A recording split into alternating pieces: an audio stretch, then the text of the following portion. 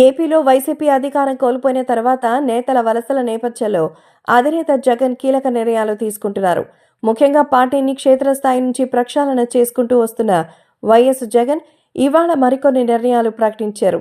ఇందులో జిల్లా అధ్యక్షుల మార్పులు సహా పలు నియామకాలున్నాయి. అలాగే మాజీ అదనపు అడ్వకేట్ జనరల్ పొన్నవోలు సుధాకర్ రెడ్డికి ప్రమోషన్ కూడా లభించింది. వైసీపీ అధినేత జగన్ కి సలహాదారుగా ఆళ్ల మోహన్ సాయిదత్ను నియమించారు. అలాగే పెనమలూరుకి చెందిన వేణుగోపాల్ కృష్ణమూర్తిని రాష్ట్ర కార్యదర్శిగా నియమించారు. అటు వైసీపీ హయాంలో అదనపు అడ్వకేట్ జనరల్గా పనిచేస్తున్న పొన్నవోలు సుధాకర్ రెడ్డిని రాష్ట్ర ప్రధాన కార్యదర్శిగా నియమించారు. అలాగే వైసీపీలో 41 అనుబంధ విభాగాలకు అధ్యక్షుల్ని కూడా నియమిస్తూ జగన్ ఒక ప్రకటన విడుదల చేశారు. మావైపు కర్నూలు జిల్లా వైసీపీ అధ్యక్షుడిగా ఎస్వి మోహన్ రెడ్డిని నియమించారు. అలాగే నంద్యాల జిల్లా పార్టీ అధ్యక్షుడిగా మాజీ ఎమ్మెల్యే కాటసాని రాంభూపాల్ రెడ్డిని నియమిస్తూ జగన్ మరో ప్రకటన విడుదల చేశారు.